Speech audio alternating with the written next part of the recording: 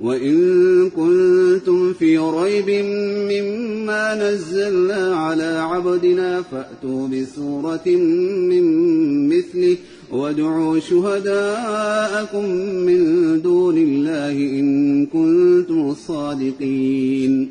فإن لم تفعلوا ولن تفعلوا فاتقوا النار التي وقودها الناس والحجارة أعدت للكافرين.